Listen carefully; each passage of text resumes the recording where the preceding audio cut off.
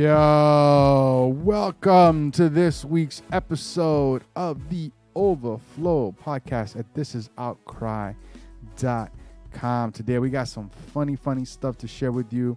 We got one that's a little more serious, more in a, I think, face palm kind of way. And then we got Pastor Jay's Corner. I think that's what we're going to start calling it from now on. I haven't decided if that's going to stick, but you have no say in it. Today's topic, which is say what? Say what, right? Isn't that it? Jesus say what? Oh, Jesus say what? My name is Joaquin. I'm Jay. And we are so glad that you guys are here with us today. For those of you that are hanging out with us. So we want to say hello. How you doing? Hope you had a fantastic week. Fantastic. It was an all right week for me, even though it was a movie week. Went and saw a couple of movies this week. Hey, what'd you go see? So I went and saw Ready Player One on Tuesday. How was that? Very good. A buddy of mine from India hit me up. He's like, "Did you watch it yet?" It's like, "No, I think I'm gonna catch it this weekend." You have to see it. It's so awesome. It was really, It's really, like, really, make sure really, you really, see it in really, 3D. It's worth watching in 3D. I watched it at the IMAX here in town. Right.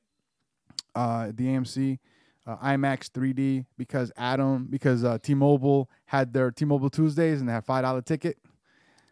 So I should have taken advantage of that. So I take advantage of it every time. As much as I can. Okay. But then again, I have no life. It is definitely worth watching in 3D. It was really good. I really enjoyed it. My buddy Dennis watched it. And he really liked it too. He actually had read the book, and he said there was a few things, but overall not that big a deal. Because you know how people are when it comes to having read the book, then seeing the movie. I will just rather watch the movie. That way, if it's different from the book, I don't know, and I can't get upset. Then I watched. So I did that on Tuesday, and then on Thursday I watched. No, I think it was Wednesday. Wednesday I watched. A Quiet Place. Right. The movie about the family that can't. Phenoms. The movie was so good. And it wasn't a horror movie, right? You watch the trailers and you're thinking, oh, this is going to be a horror movie. But it's not. It's more suspense. But really, really, really, really good. And it's definitely worth watching in the movie theater. And when you watch it, it's best not to have anything with you. No popcorn, no chips, no nothing. Because why? Because it's all in part of what carries that movie. The quietness. Is that quietness, where you like the movie starts. I mean, this isn't giving anything away, but just to give you an idea how it sounds, right? It's like when the movie starts, all you hear are, and that's just little bare feet running on tile, and then you just hear the, like the wind, right? You just hear like the ambient noises from outside, and then you hear, and then you hear, and the very first words spoken are whispered. Go find your mother, and it's so it really kind of sucks you in. Like, why are they so quiet? What's going on here? Excellent movie. Recommend. If you haven't watched it, go watch it. It's PG-13. There are some bloody moments. But it was Krasinski. As Krasinski directed it. He directed it. And he helped. He helped. Apparently, the movie was originally written to be part of the Cloverfield family of movies. Oh, okay. But for whatever reason, it happened. So whenever he got on board, he helped do some rewrites on it. But he directed the movie. Excellent movie. Emily Blunt, his wife, is also in the movie. Kids were great. So go watch it if you get a chance. Then I watched another movie because the movie pass I've been killing with the movies. When you get like a string of movies, like a grouping of movies. And I watched Beirut, which is a movie not probably a lot of people have heard of. It's got John Hamm in it, set in the 80s. It was really good. It's kind of like that political thriller, kind of almost spy. Think of Argo. Okay. Kind of like that kind of style. Maybe not as good as Argo, but it's very good movie. And then, of course, we all know I love The Rock, so I went and watched Rampage Saturday. Dumb. It was dumb, fun movie. Like, I mean, come on. It's a movie based on a video game from like 1980 something or the other. And it's The Rock. And so it was big, dumb, fun. It was just a fun movie for me. I enjoyed it. It was just one of those movies. You know how sometimes like all day I had been working on Saturday all day, working around, cleaning up the apartment, straightening everything out, rearranging some stuff, and just all day I've been working. So when I finally just was done, I was like, yeah, I'm gonna go watch a movie. And I was able to relax, had a couple of funny moments. The big monsters destroying buildings, always fun to watch. And The Rock fighting. And then The Rock, they're shooting. Talking and to a gorilla. It was fun. It's a fun movie. And so so that's we featured the trailer right. a couple months ago. And when we talked about it, we said, we're not expecting anything else but it being a fun movie. Fun movie. I mean, that's I'll check it out. And it was fun watching I just watched in the regular screen. I mean, you don't have to right. I mean, honestly, it would probably be cool to watch it in an IMAX screen just for the size of it, but you don't need to. I mean, unless you have to. I just watched the regular screen, and it was a lot of fun. It was a fun movie. This week, I forget what comes out this week. Something interesting, I think, comes out this week, or maybe not. But this week I might actually go see I Can Only Imagine. Okay. Because Kevin, gave it a big ups. He said it's probably the best Christian movie he's ever seen. Which I know maybe that some people would say that's not a very high bar, but I think Kevin, I think he's got pretty good view on it. So he didn't like Star Wars, so that's okay. So that was it. That was my weekend working out. So I was working out, watching a movie, working out, watching a movie, working out. I'm sore, watching a movie. That was it. What about you, man? Anything fun? Anything? Nothing fun. Stand out? No. Nothing fun. Just my baby girl sick. I'm actually reading the text right now. How she's awake again, crying. So nothing fun. So Jay's a boring guy. So this week we had this. So today is going to be kind of just some kind of funny type stuff, I think, because it just seems that's the kind of stuff that's hit us. That's hit us this week. So we're going to start with this one because I find it to be hilarious.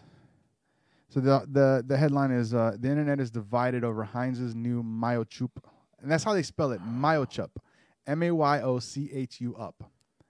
Mayo Chup, Mayo Chup, Mayo Chup. You said Mayo Chup. You said you up instead of UP. Oh, CHUP sauce, SAUCE. Boo. And it's Heinz. Yeah. So what's funny, right, is that the internet is divided. Which I thought was so. At first, you're thinking, oh, so like all the Puerto Ricans got to be on Twitter going, we've had this for years, but no. Apparently, I like when we talked about earlier. Some places they call it fry sauce. Right. Puerto Rico we call it mayo ketchup because we're not very good with clever names. With clever names and branding. The funny thing, right? And because my daughter Milena tagged me on this as a joke, and I honestly thought that it was fake news, right? That was my best Donald Trump impersonation. But I thought it was fake news, right? I thought it was just like somebody just trying to be funny because, as you said, and I say we as Puerto Ricans, we've had mayo ketchup for years. Like we grew up on mayo ketchup. And not from Heinz, but stuff that we do ourselves, or if not, you can buy it from Goya. Right, Goya. I know there's another company. I can't remember the name of it was like a smaller brand, but but still, like we've had these bottles in our stores in Puerto Rico and bodegas in New York for years. Right, like we grew up on this. Like you you can't eat tostones unless you eat it with mayo ketchup, No, right? you can't. You can't eat just about anything without mayo ketchup, right? So when she tagged me on this, I was like, I laughed, right? Because I thought it was a joke. But then I get on Twitter and I see like it's Twitter, like a real thing. Twitter was exploding with all this, and it wasn't. And everything that I saw on Twitter was Heinz like being blasted, right? Being blasted for thinking that they created this thing. Now I'm not saying that we Puerto Ricans created it. Yes, I am. But you know, it's kind of funny to me how, you know, I think it was Wisconsin that they call it fry sauce, you know, in other places, whatever. But it's funny to me how this has been around for years, and now Heinz is like, hey, look at this new thing that we just created. Well, see, that's the thing, though. They didn't say, and I didn't read anywhere where they made the claim that they created this. All it is, they said, look, we created our own, because even in the article I have here, like, they created their own pre-blended mayo chup. Mayo chup. Mayo chup. It's got to be mayo chup because it's Heinz. It's they created their own pre-blended. So they just created their own. So in other words, they must have had a Puerto Rican somewhere, and somebody saw them eating it, and they were like, "What the heck is that?" And so they created. So they're like, "Oh, we should do this." Right, so they put it out there, but everybody's like, look at all this money we're not making. Right, but then people immediately, they think they created it. It's like, no, they never said they created it. They just said, hey, we're putting it out there. Smart on their part because nobody else is doing it. Like Goya makes it, but it's not easily found. Like me and you can't go to the grocery store. We can't find it here. When we go to New York, we gotta buy it. Yeah, you go to New York, you go to Puerto Rico, or I'm sure Amazon, right? You get on Amazon and order from Amazon. But what's funny is that it's only going to be available in the Arab Gulf states for now. In the what? Arab Gulf states. So it's not even going to be in this country? It's not even going to be in this country yet. And yet. Heinz is an American company. Right. But here in this country. But they're not going to put it out on this country. No, here's what it says. There are plans. Well, because they probably did the numbers, and they're like, yeah, we'll be able to sell it in the Arab Gulf states for now. Because there are plans to roll out the mix out in America, but only if the condiment drums up enough interest. So which is a smart move. Why spend all that money on something that might not sell? You don't need it anyway. I can make mayo ketchup as soon as I get home.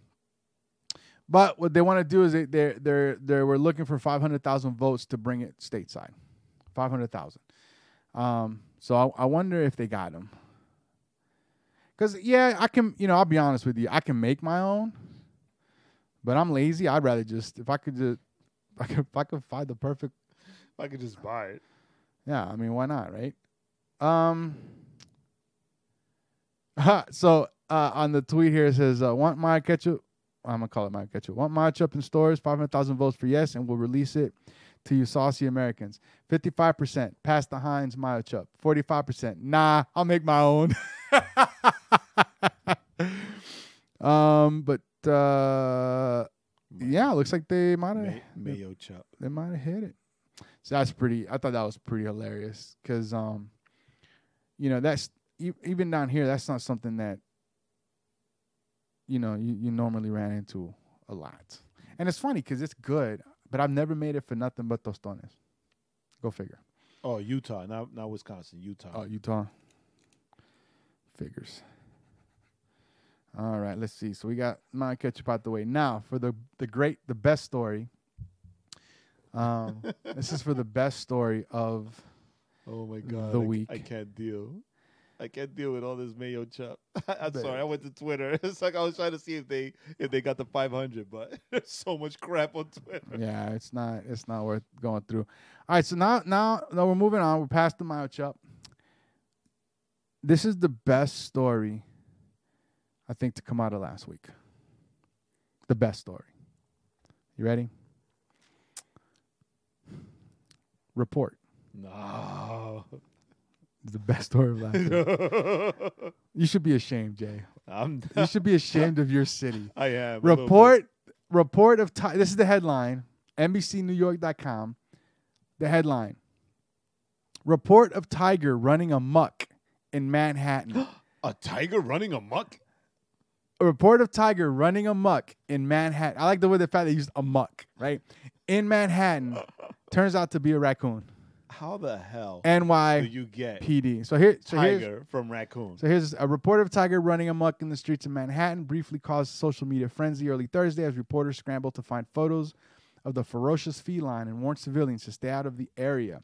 Turns out it was a raccoon. The NYPD got a call about the rogue tiger near 166th Street and St. Nicholas Avenue in Harlem. That's Harlem. Around 8:30 a.m. News 4 crews were at the scene in about 15 minutes, reporting no sighting of a tiger nor any police. Shortly thereafter, police confirmed there was indeed an animal sighting, but it was just a raccoon. Where do you get tiger from raccoon? I mean, like, what dummy, what moron saw a raccoon, right? And saw the stripes on his tail. I said, "Oh my God, it's a giant tiger!" Raccoons are like the size of cats. What's the deal? Somebody wrote, so Twitter users described being awoken by a citizen app notification that said police are responding to unconfirmed reports of a loose tiger running around the street. You're gonna tell me and my roommates. You're gonna tell me, my roommates, and I in Williamsburg, Brooklyn, we're all rudely awakened by a helicopter overhead because some idiot in Washington Heights mistook a raccoon for a tiger. Harlem, not the Heights. That's what the tweet said. Not the Heights. 166 and say. Well, it doesn't matter. That's funny. That's the point, though. Why helicopters in Brooklyn? If it was maybe they thought the tiger moved really fast. He took the 6th train down. Yeah, like it's. I want to know what drugs this person who did the sighting was on. The drugs, or alcohol, or lack of sleep, combination, or a vieja who couldn't see right. Right? Oh yeah, he thought looking out her window. It's called 911. Are you tigre? Are you tigre? Are you tigre? You're a tigre. Oh my God, I can't. New York, what are you doing to me? Every time I have high hopes for you, you bring them down. I love my city, but sometimes the people. It's like, I love the city. Sometimes not the people so much. So now I can. Now I can understand when people say, "I love Jesus, I just don't love the Christians." Christians. I love my city, but I just don't love the people there sometimes. Because the thing is, right? This is the thing, right? If let's say a lot of people, sometimes there have been moments or times where people are seeing wolves roaming around the city, right? Right. Central Park or whatever, wolves, and you can understand, if you see, let's say, a husky, right? You see a loose husky around Central Park or whatever. You can understand how somebody can confuse that for a wolf, right? How the hell a raccoon do you confuse a raccoon about the size of let's say, of a small dog, right? Right. With a tiger. And being a raccoon based in New York, he's probably fat too, right? Because all that trash, all that garbage. So you're confusing a fat raccoon. Or you confuse a raccoon with a sewer rat, right? From New York City. That might make sense. Yeah, I mean, you did have the rat stealing the pizza, right? That makes sense. It makes sense. But a tiger? I mean, you got Master Splinter running around. That makes sense. How do you confuse a raccoon with a tiger? I mean, the size, the color scheme. I mean, come on. What's the matter with you? The raccoons have the little burglar eyes. Like the old school Hamburglar eyes. I want to know who made that call and said there was a tiger so that I can personally go to New York and take him to the Bronx Zoo so they can see what a tiger looks like. Nah, do like when you go to the eye doctor, and you do the. Is it left? Which one looks better, left or right? So you go which is a tiger? Right, left, right, left, right, left. And not so many tigers. Put two raccoons. They're both tigers. Oh my God! I don't understand. Ay, bendito, yeah, man, that was bugged out. That was bugged out. When you sent that to me, I was like, Man, why you lying? dude. Why are you always looking for stuff to like make fun of my city? Why are you lying? This is fake news. This must be from The Onion or something. I was like, no. It was real, Jay. No, and the thing is, did I send it just to you or did I send it to the group? I can't remember. But the thing was, man, like when I saw it, I just started laughing. I mean, that was just it. I just started laughing. And then I was just like, this can't be real, so I double checked. Yeah.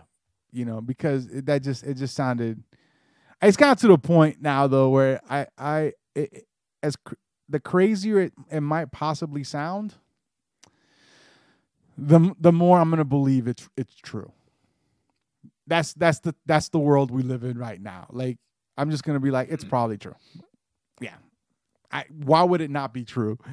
Why would somebody not believe they saw a tiger? Why would somebody not believe they saw a monkey riding a tiger on the number 6 train going to whatever, Central Park or, whatever. Like, I don't know, on a date. It's like, yep, it must be, it's got to be true. It's got to be true. It's got to be true. So, yeah. So the thing is that it's too far-fetched. Right. But that's what I'm saying. Like, the stuff that's so far-fetched today seems to be the stuff that's true. I don't get it. But, yeah, so we had that. Let's see what else we got here today. But before we hit to the next article, we got to bring this up, you guys, because if those of you that are listening, if you're not watching Gotham, you need to go to Netflix. Really? Gotham isn't on our list. It's not, but I just thought about it because we're talking about New York. This week's episode of Gotham was bananas. Word. It was bananas. It was what me and Jay predicted it. Yep. Predicted it. Dude, and we did it on an episode. Last week's episode, I think. We did it on an episode. But we predicted what happened. So what happened, Jay? Stuff happened. A whole lot of stuff. Oh man, we keep seeing the growth of Bruce. My question is he 16? Because he got a new car for his birthday. But he's also he's driving around. I don't care. He's also a child billionaire. So I don't know, because Gordon would have given him a ticket. Also a child billionaire. Gordon would have been like, "You can't drive. Let me grow my mustache." At 16, he can. No, I'm saying though, if he wasn't 16. Oh yeah. He's like driving around like whatever, dog. But nah, you guys can't say this enough. You have to watch Gotham. Get through the first season. Get through the first season like I did. Because the first season was uneven. Right. The first season I was like, this sucks. I'm not watching this anymore. And I kept telling Jay, no, hold on, because you would have like a good episode, then you'd have like a couple of bad episodes. Yeah. So as they're finding their footing, and then each season has gotten better and better and better. Yeah. Right now they're killing the game. Super. Yeah. Super excited. When it comes to comic adaptations, TV show comic adaptations, Gotham is killing it. I would say that Gotham is number one. Yeah, they've done the opposite of what a lot of the comic book shows have done. They started off a little weak. Yeah. Very uneven. But it was their first season. They were still trying to, but each successive season has gotten better, and better. Whereas some of the other shows, they just haven't, like Arrow, great first season. Second season was good. Third season, fourth season, then it came, I think it's on the 5th season. So the 4th season was when they had Prometheus, was good. This season, they've had a really good bad guy. And as annoying as it was, I kind of like what they're doing by bringing it full circle back to just the Green Arrow by himself. Right, yeah. I was but this last episode, I was like, yeah, I was so tired of the Green Arrow Justice League. This makes sense. It was good. Legends has gotten stronger as they've gone through. This was a really good season, and the way they ended it with Constantine going to be showing up in the 3rd season. It's amazing. It's amazing how his show got canceled, and the dude is so popular they can't get rid of him. They got to keep bringing him back. There's also on the CW. there's an animated series that he's also voicing. Oh, okay. Like they kept the same, right? You know what I was thinking. And if you look at the CW shows, right? And all of them, I'm throwing Supergirl in the fold. You look at the CW shows, with the exception of Black Lightning, right? What they're missing that Gotham has been able to like get a handle on is development of story. Right? A lot of the CW shows, like they start off strong or they start off weak the first season, right? But then by the second season, it's like something brand new. Right. Right? That changes. They're not building. That changes Yes. the main character. That's right? what it is. Like the Flash was like his origin story and it was building. And then by the second season, it's like something completely different that happened to the Flash, right? But the bad guy, the villain on the Flash for 4 seasons was the same villain under a different name. Right. Right? Like this speedster, Zoom, this speedster, that right? And Arrow, the same thing. A strong start with their first season, and then something that completely flipped and changed the main character, right? Instead of just building the mythos, yes, developing the character, developing the surrounding characters. That's what Gotham did. Because Gotham, the first season was establishing the characters, right? And then the second season was building on Bruce's growth and the Penguin's growth. Right. And then and Gordon and Gordon's growth. And then they would throw in like the Riddler, but he wasn't the Riddler. He was still Nigma. And you see how like almost like if you don't pay attention, then you don't realize who that is. Right. So like little things, but it was like good story development and good character development. Right. And the CW shows, and I'm saying the exception of Black Lightning, because it looks like Black Lightning is also doing that. Whoever their writers are, right? But still too early because it's their first season. Yeah. But whoever their writers are, they're doing good character development. Yeah. Because you see Black Lightning growing, his daughters, the villain, right? You see Black Lightning's Alfred also having his own backstory. Right, and they're right? So that's what's going on. That's what it is. Yeah. You know what? That's what it is. Gotham, right? They have their overarching story. Yeah. But every episode serves that overarching story. They're standalone, but they serve in a kind of that broader perspective, that overarching story. And that's what the other shows are missing to some extent, is that each episode is almost like a standalone episode that near the end or whatever. Yeah, they're connected, but it seems like no one, like you're right, like they're not really building on the growth. Like you see Barry grow, but then it seems like he reverts back, and then he has to relearn. It's an emo Barry and learn, and he kind of keeps going back and forth. And then you see like the introduction of the growth of Cisco into Vibe, but then that's it. Right. Oh yeah, look, he's Vibe, and then boom, over. Even though this week they offered what's his name? I mean, he might. Machete. What does that mean? That he'll leave? He's gonna leave. He's gonna leave. Yeah. Or he might not leave the show, but they might show him, leaping out, leaping in. Yeah. Or he'll just leave the show, like his girlfriend, because she's on another show on NBC. Oh, is she? She's on Taken. Oh, I didn't know that. Well, I didn't either until I was like, why is this girl not on the show anymore? It's like, oh, because she's on Taken. She's on Taken. Okay. Oh, there you go. She's Taken. But anyway, and that's the thing, right? Because on Gotham, you have the overarching story, and each episode develops the main characters, like the main people that we know it's canon, right? But then they also put together like the different people, right, that still make up the main story, right? So if Arrow would have kept the momentum that they had on the first season, right, where he's growing, and have that be the main story, then you bring in and out Mr. Terrific or whatever, right? Instead of this like team and Felicity and all this other stuff, that's just and the other thing with Gotham is that differs from the CW shows is that all the issues on the CW shows, they get resolved in one episode. Most of them, yeah. Right, for the most part, right? Oh, one episode. Oh, we have this problem. Oh, one episode. Oh, we have this problem. One episode. Right. Whereas on Gotham, it's a story. right? Right. So like you can say that each story or each episode are like chapters and chapters and Yes. chapters, and you stay and stuff reading and you stay right, watching. yeah, and stuff gets like Bruce's when Bruce went nuts and started partying and Yeah. that was like what about 3 or 4 episodes. Uh-huh. But they kept it 3 or 4 episodes. They had the conflict.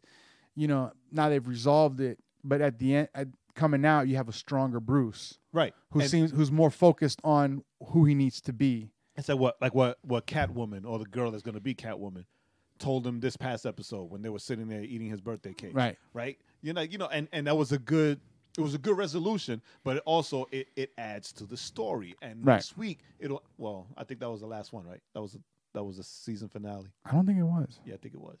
Right. It adds to the story. And you have the CW shows that's each episode it's just boom, boom, boom, boom, and that's it. And then like in Flash, you have the bad guy and he's the villain for the season, and then he's gone for like 3 episodes, and then he's back. It's like, right. It's like, where was he? What was he doing those 3 episodes? What's going on? Let's see. Yeah, you found it? April 19th is the last episode. Oh, I guess it was. No, April 19th is this coming Thursday. Okay, so this week.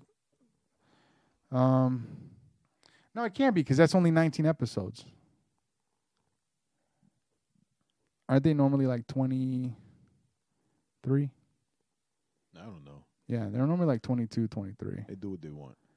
So it might not be yet, but it's getting there. No, it's going to be 22 episodes, I think.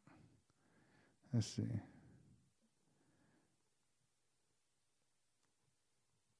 Number and season. Anyway, the point is, go check out Gotham. Now for the crazy article of the.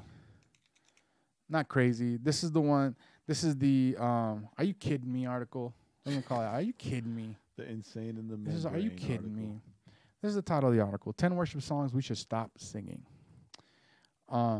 Did you read the article? Did you go through it? I started to, but then I just I stopped because it angered me.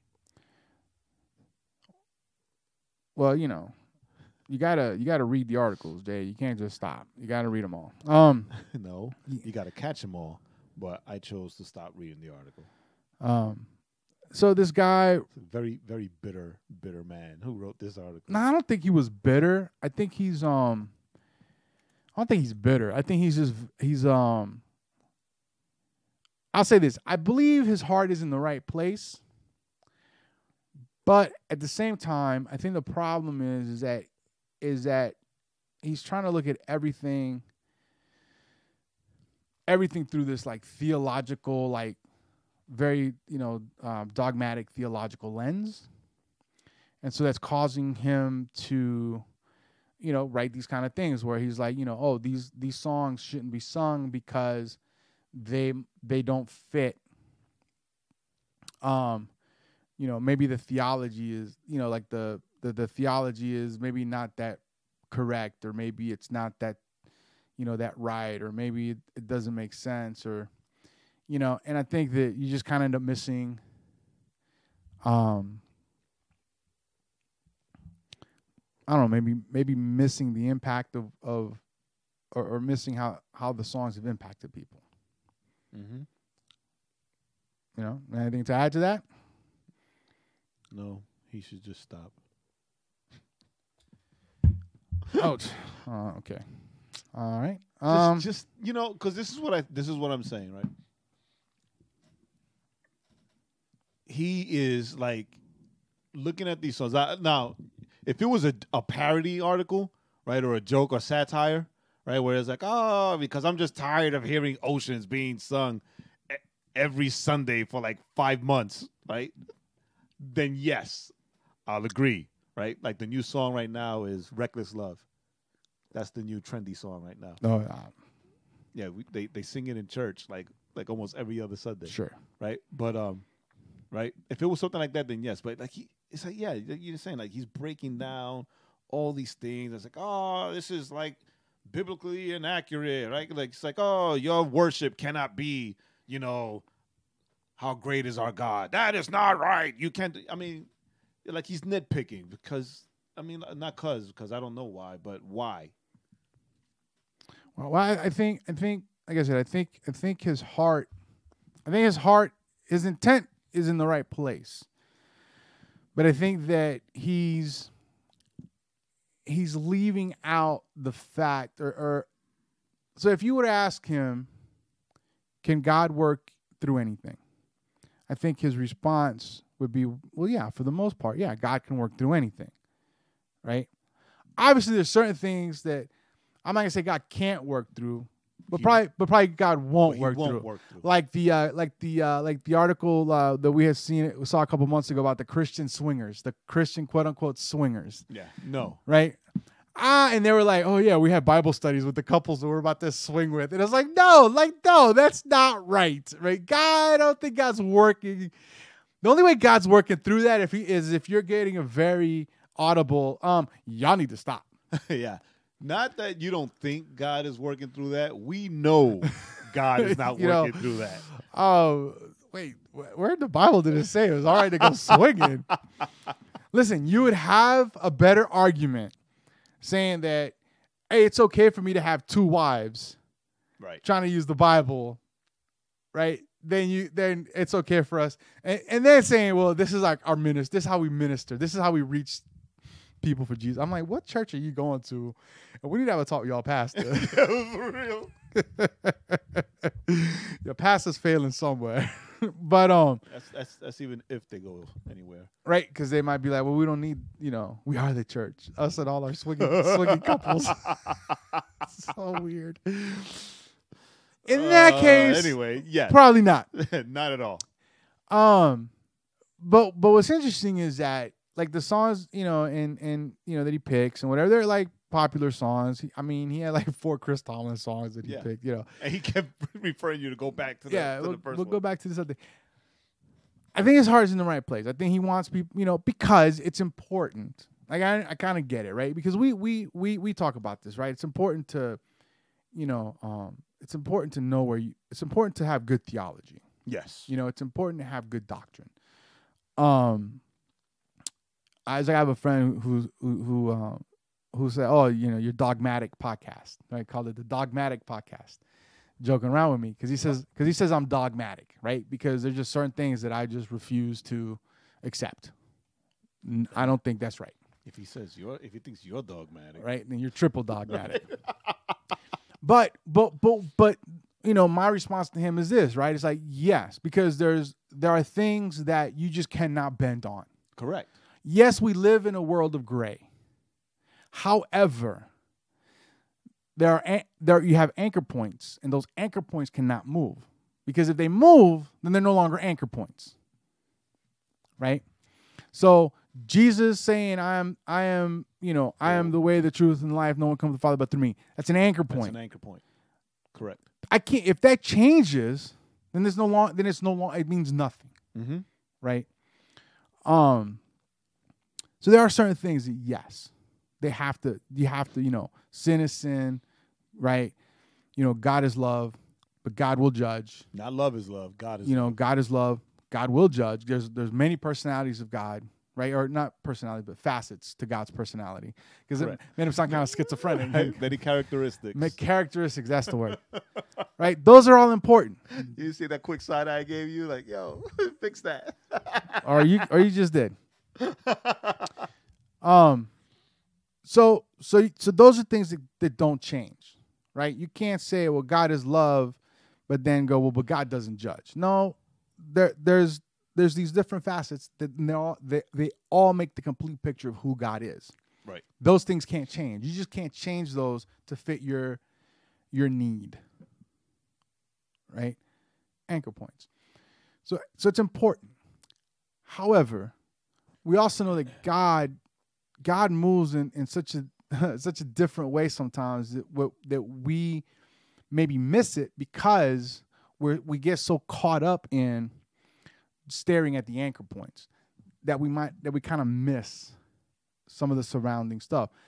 I.e., my grandfather, who's locked up in Cuba in jail, has a vision of Jesus. I've talked about that before. Well, most people, now this guy would probably say, well, maybe I don't know that. I don't know how true that could be. Right?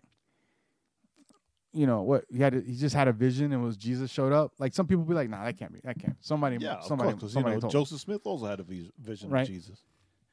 So we all know that wasn't really Jesus. No, it wasn't. It was the devil. No, because it wasn't a vision. No, that's right. He didn't say it was a vision. No, he said that he physically appeared before him. Right. So you threw me off with the Joseph Smith thing. So I kind of lost my train got derailed. Your grandfather and Jesus. Jesus saw the vision. So what this guy's doing is he wants to make sure that people are not falling into bad theology. The problem is I think he's picking the wrong battle. Right. You see, because I remember. I think that's what it is. I think that's where I was going. In Rehoboth, the church I grew up in New York, Rehoboth, this guy came in, and there was a Spanish song that said, I don't care. I'm translating the words. I don't care what church you go to, but if you're standing behind the cross, right? And if your heart belongs to Jesus just like mine, then we're brothers, right? We're brothers and sisters, right? But he had a problem with the line, but if you stand behind the cross, because he was like, oh, well, the only people who stood behind the cross were the Roman guards that beat Jesus and were like gambling for his robes, right? And he was like, oh, that's a stupid song. That's so biblically and theologically incorrect. And then, like, he said his piece, and afterwards, I went up to him and I was like, well, when in that song, when they say that if you stand behind the cross, it doesn't mean, if you're back there over 2,000 years ago, like chilling and hanging out with these Roman soldiers, is that, when you're marching as a soldier, or when you're marching towards something and you represent something, right. The cross before me, right? The world behind. Right. That's what that means. It's like a banner. Right? It's like, the cross is your banner and you walk in, right? That's what that means. You don't know what you're talking about. And you see, sir, and that right there, that's pride. So you need to go repent, and I'm gonna keep standing behind the cross. Right? Yeah. So that's the perspective that I took. Right. That I took from this article, right? Like he is so, like you said, focused, and I'm gonna say this, focused on the wrong thing, that he is not opening himself to see the good or how God can move through these songs. Right. Like he has how God has moved. Oh yeah, has moved. Right. He has a song that from Chris Tomlin, Our God, right? Our God is greater. Right. Personally, I don't like that song. Right. Right. I don't like that song personally.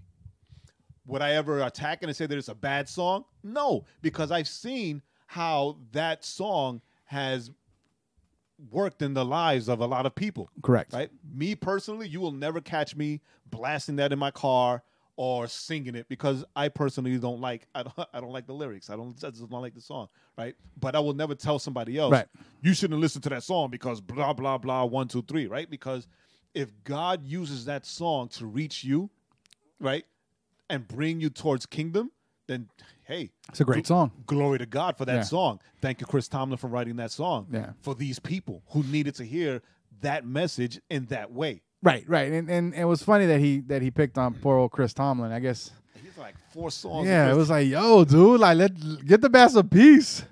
It almost makes you think like, yeah. This dude was like, were you also a worship leader who like try to get out like, there? Did Chris Tomlin diss you? Like, did you send Chris Tomlin a song and he sent you a letter saying, I write all my own? I write my own stuff. Thanks, but no thanks. And then of course he had a Jesus Culture song on one of the lists, yes, and he had a Hillsong song, and he had a Hillsong. He had 2 Hillsong songs. And the funny thing is that with the Jesus, because the Jesus Culture song was funny, was something we've talked about before. Because the song, it's that is he singing to a girlfriend, or is he singing to God? Right? It's one of those. And we've talked about it. My thing is this with that argument. The argument doesn't make sense because you're singing it in church, so he's singing it to God. Now, if it's not a song, if he was playing on the radio, if he was on the corner, artists. if he was on the corner with his guitar case out to collect money, and he's playing that song and he provides no context, dead on. Or like when Jackie Velasquez covered a Luis Fonsi song, I'm trying to remember the song, but Jackie Velasquez covered a Luis Fonsi song. Where Luis Fonsi, of course, he's a secular artist, and he was singing, a love song to a girl or to girls in particular. I'm not sure if he was married then. And then Jackie Velasquez did a cover, right?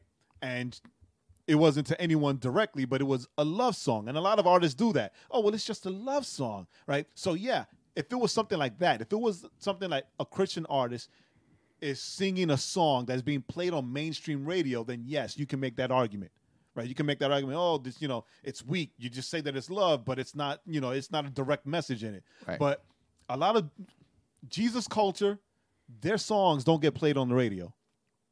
Right. Right? Hillsong, their songs don't get played on the radio unless they're edited so it could be radio friendly. Right. Right? So like even the Ocean song, when the radio edit had like a faster beat to it or whatever, right? So if it's a song only sung in church, right, and it's low, we don't know who you're singing to. Dude, you're singing it in church. You're singing it in church, right? Yeah. You know who you're singing it to. You're singing it to God because you're singing it in church as a form of worship. Yeah, it's like it's worship time. It's not, hey, we're doing a concert and I wrote this song for my wife.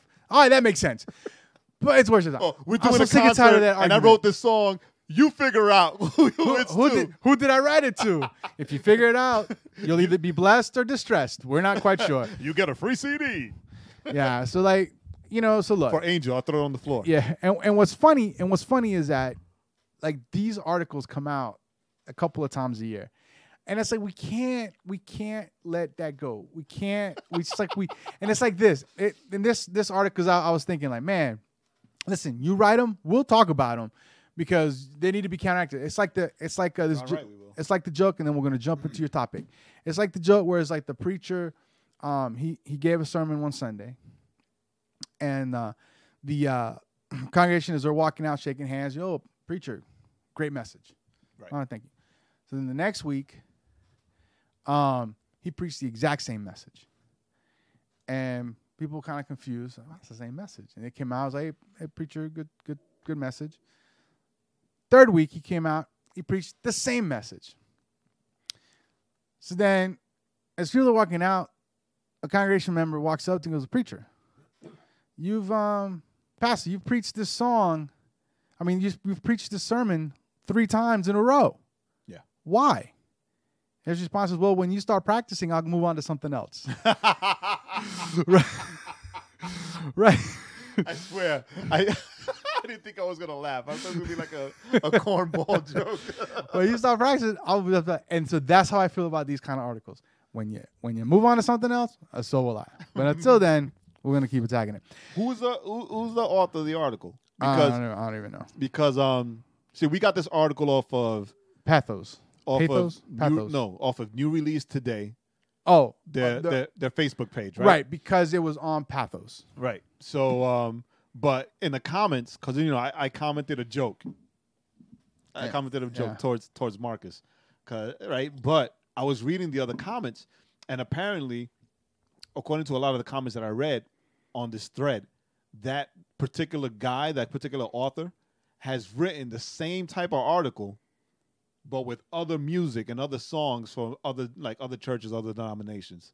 Oh, okay, so that's kind of his thing. That's probably like his thing. That's his thing. All right, very, very good, Jonathan Egner. Oh, yeah. Very good. You know where I am. Shots fired. You know where I am. Just hit us up on the on info@thisisoutcry.com. We'd love to talk to you. Yo, you got words? We got words too. That's right. My words might not be as smart as yours, but I got words. All right, Jay. So speaking of words. I did want to say this. There was a group that we played one of their songs a while back. Love Collide. Just a shout out. This is from the new. Shout out to Love Collide. This is from the New Release Today page. Their album came out on Friday, the 13th. Awesome. Cool. Tired of Basic. Love Collide. Check them out because we like them. Very, very dope girls singing. And then the other thing is, if they're in concert in your area, I know them personally. If they're in concert in your area, go check them out because it's a great group. Great group. And then not, this week, bring them to your area. Invite them to your church. And then this week we have to make this. We have to announce this because this is for us old school heads. Oh. But on Friday, the 20th, Stryper is releasing an album, a new album, not a greatest hits album, A brand new album. brand new album, and it's called, and I'm gonna space it out so nobody thinks I'm like saying something else. God, Period. damn, Period. evil. Period. So, But since we're doing music, hold on. I got one more thing to say. Then we can get into the topic. The topic. Social Club Misfits put out the video, an actual video, music video for their War Cry song with Torian Wells. Mm-hmm. Right? It's a dope video. Pull it up on YouTube and watch it. And quick funny story to that. I threw it on to watch it, and because Bean is like a big Social Club fan, but when I threw it on, like, I want to see Paw Patrol. I was like, wait, let's watch this music video because he loves the song. He's always singing it. So he saw it. He stayed mesmerized. Right? Like he just stood there in front of the TV, like mesmerized. And then Marty comes on, and he turns around and looks at me, Papi, Yook, it's Theo. Everybody's Theo. That word means nothing. Whenever he sees him, he's like, Theo. That word means nothing. All your favorite rappers are Theo to him. That means nothing. Means nothing. Well, it means something because he sees the connection. He knows that he recognizes the face. He knows that we're friends or whatever, friends of the family. We're family. And he's just like, look, that's Papi's friend. So he's got to be Theo. Like everybody, all Papi's friends, they're Theo. Oh, yeah. All right, Jay. You know what we It's time for Pastor Jay's Corner. I hate that title. No, I love it. Yeah, I love it. Don't be running from your calling. I'm not. Don't be running from your calling, Pastor Jay. All right, Pastor Jay, what's the title of this week's episode? This week on Pastor Jay's Corner, we're going to talk about say what? No, Jesus say what? Jesus say what? Jesus say what? All right, so all right, drop some knowledge. So this is the deal, right? Drop some knowledge. I've been listening to a lot of 90s hip hop this week. Drop some knowledge. So, all right, today we're not going to get too deep into anything, but we kind of are, right? So I was thinking, right? I was thinking about a topic for today's episode, and if you're a listener, right? If you're a listener, then you know that we have topics where we get a little deep. We get a little deep in there theologically, and we get in. But so I had a topic that I wanted to talk about, but I think we're gonna save that for another time where we can expand it for 2 to 3 weeks because it needs expanding.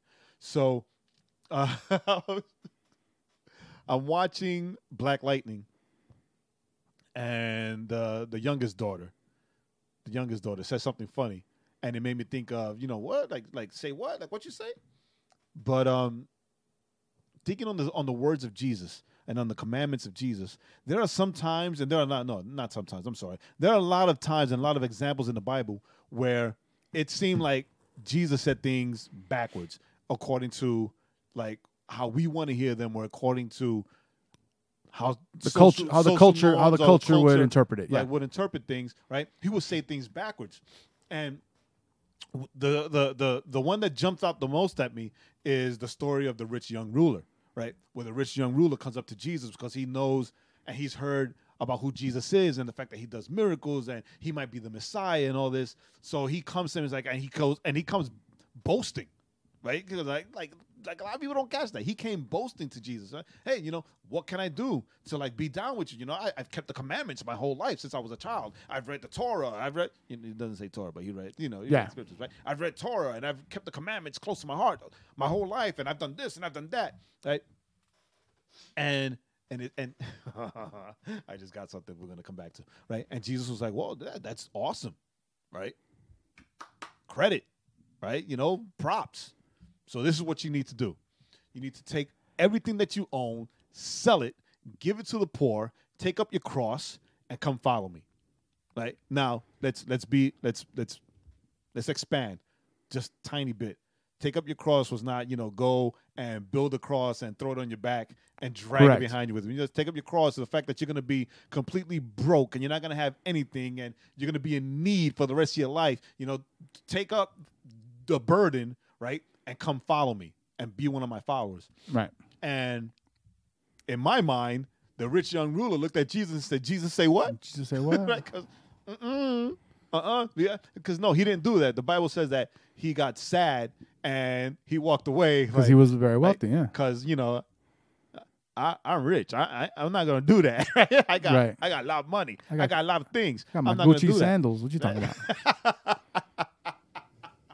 Right? And then there are other things, especially in this time, in this culture where you can become famous by making stupid videos on YouTube, right? Where you can become famous by making sex tapes, where you can become famous by showing your butt on Instagram. Right.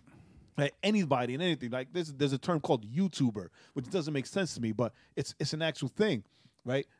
Anything can make you famous now.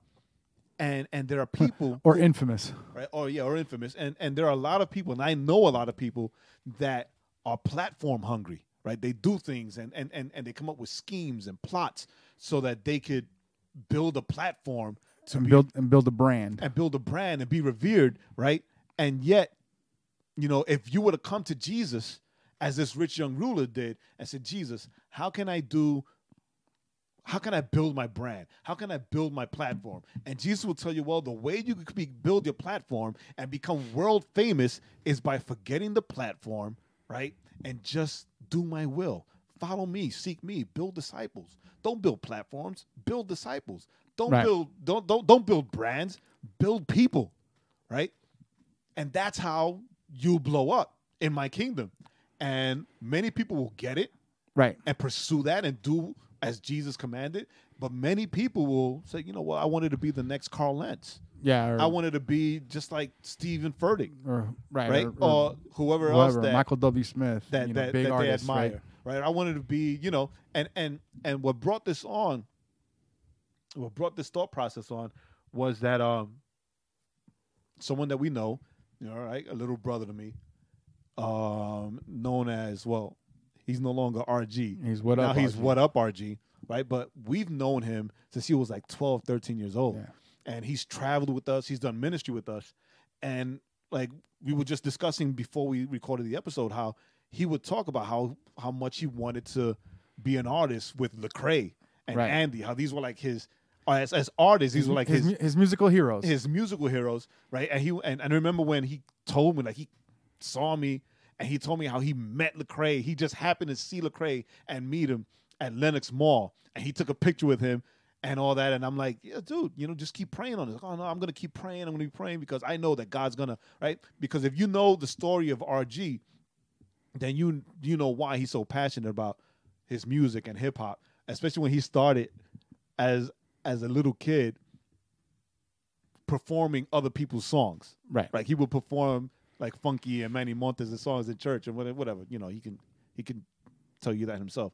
But the deal is that, right, he just signed to Reach, right? And that's always been his goal. But he's never done anything purposely for fame or for the pursuit of signing with Reach. Right. If anything, from my understanding, it's going to sound funny, but Reach reached out to him. Right. Right. Because he's doing a lot of features and he's doing a lot of work. The kid hustles. He works hard in his craft. He works hard in the gifting that God gave him. Right. And so he caught their attention and they reached out to him. But he never did anything purposely to build that platform. He never did anything purposely to build or puff himself up as an artist. Right. Ever. And I thank God that his parents are always there to keep him humble and to keep him working.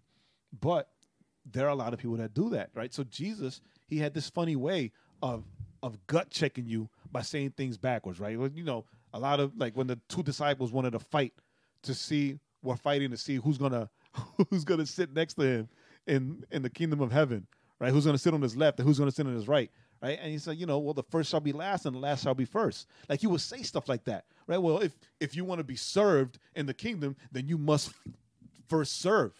Right? And not only did he say things like that, but he exemplified them, right? When he went and he took off his sandals and he went and he took off the disciples' sandals and he washed their feet. Correct. Right? Well, the servant or the leader was the servant. Must be the servant. Right? To lead, you must serve others.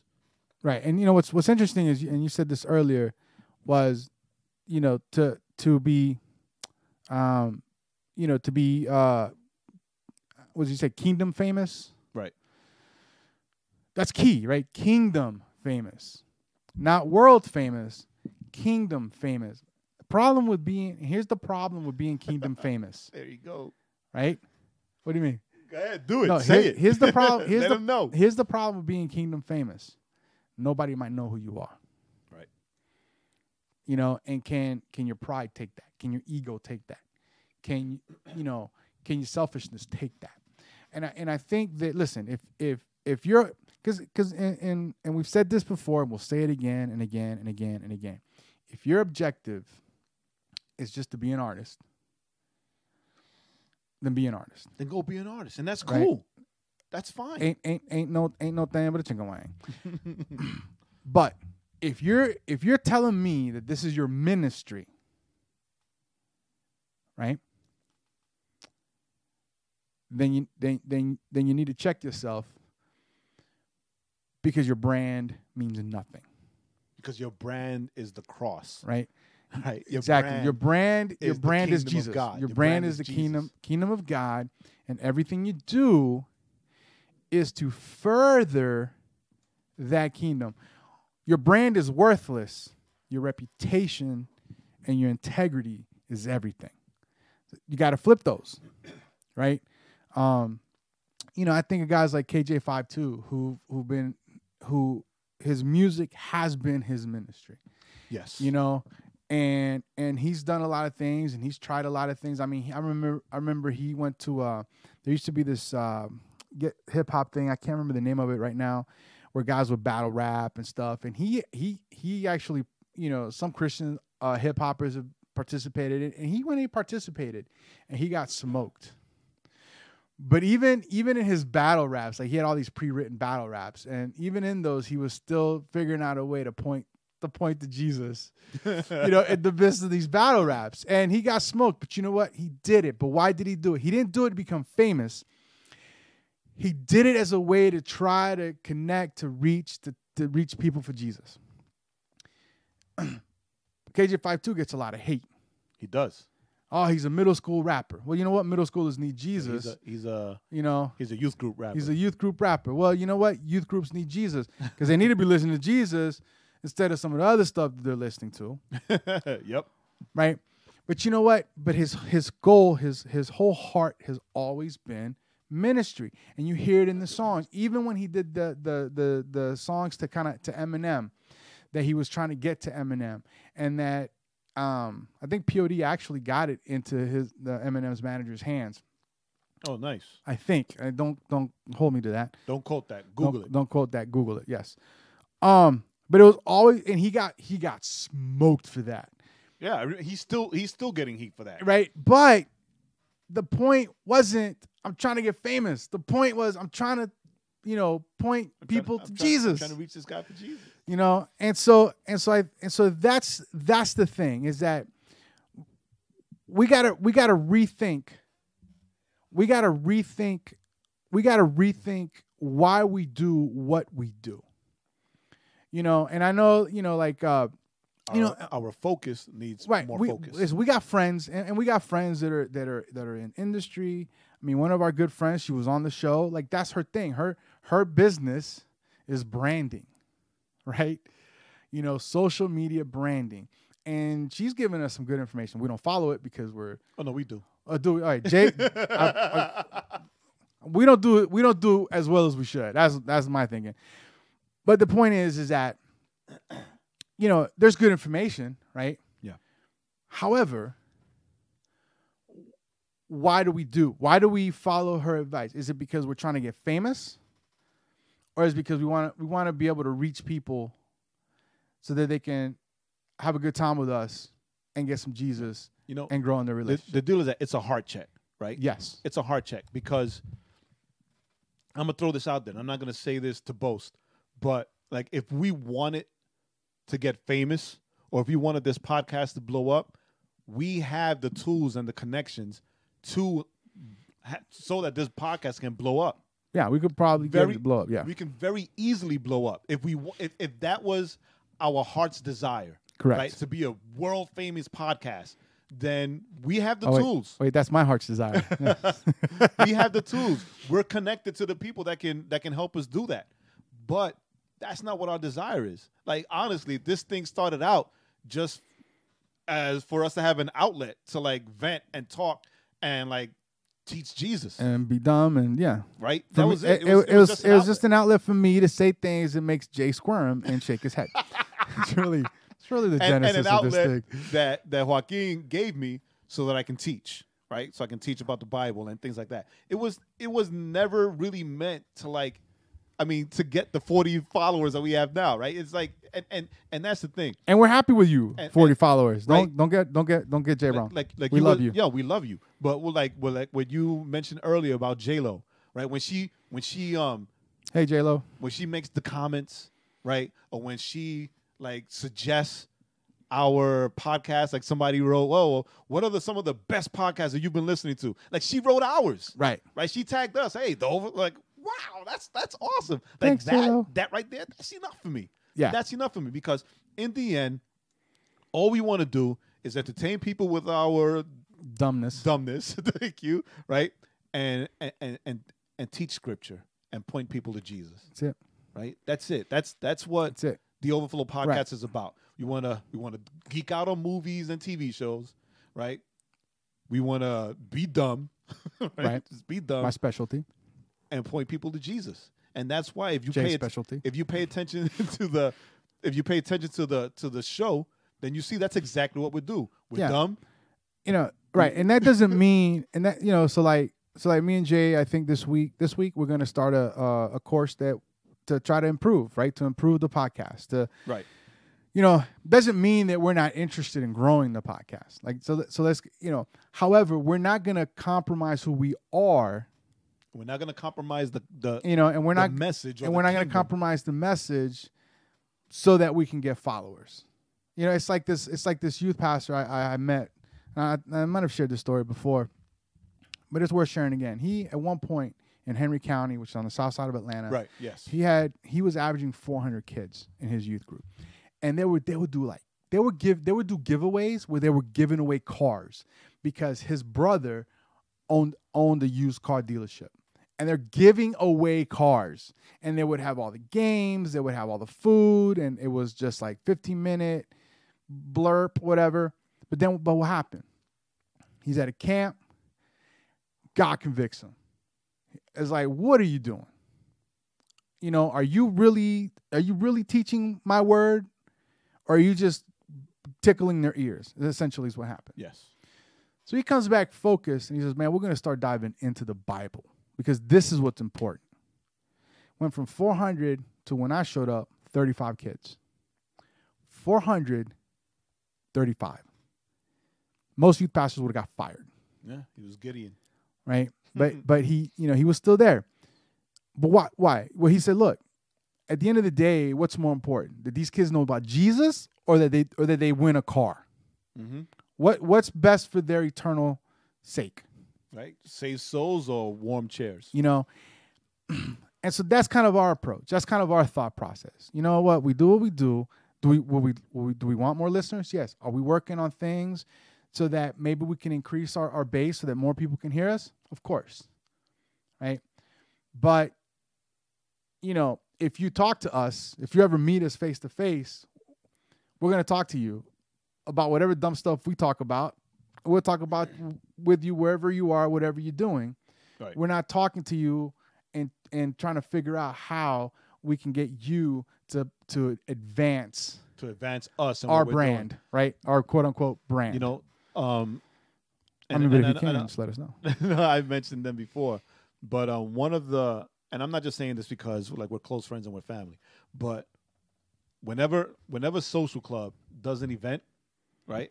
And I work with them and whatever. But whenever Social Club does an event, right after the event, right, they go and they light it up and their concerts are amazing.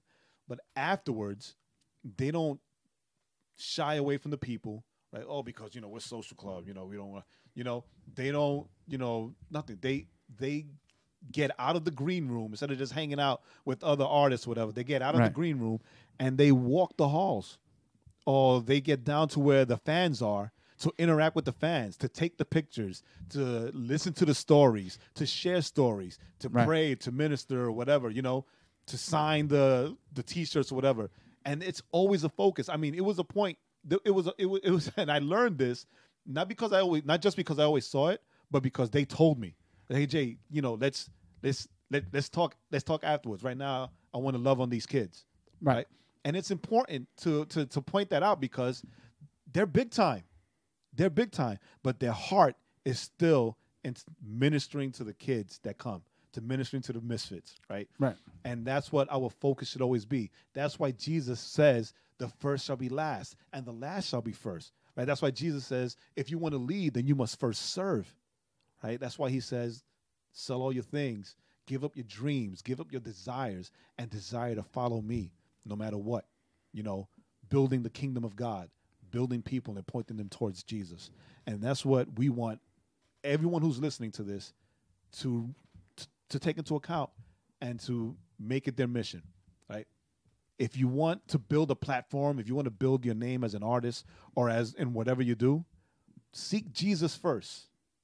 Seek Jesus.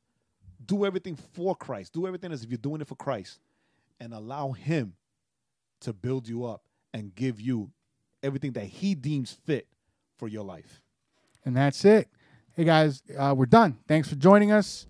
We will see y'all next week. My name is Joaquin. I'm still Jay. And this is the Overflow Podcast at thisisoutcry.com. Thanks for listening. Remember to head on over to thisisoutcry.com for more content. And don't forget to subscribe to the podcast on iTunes, Google Play, SoundCloud, or Stitcher.